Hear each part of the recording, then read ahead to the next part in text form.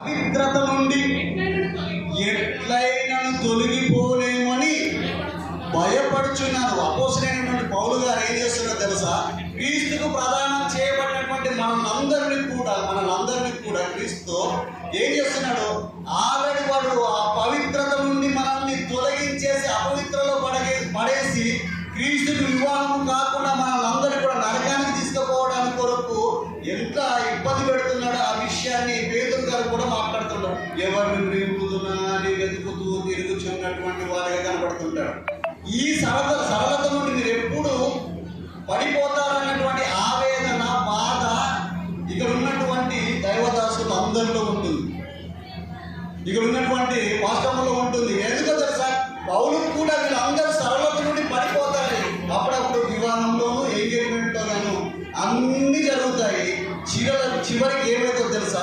వాక్యం దగ్గరికి వచ్చేసరికి ఇక్కడ మాత్రం ఏముండదు, సమయం ఉండదు, వాక్యం వినం. అసలు మనల్ని మనం పవిత్రతలోకి వెళ్ళాలి అంటే మనుషులకు ఏం కావాలో తెలుసా? వాక్యము చాలా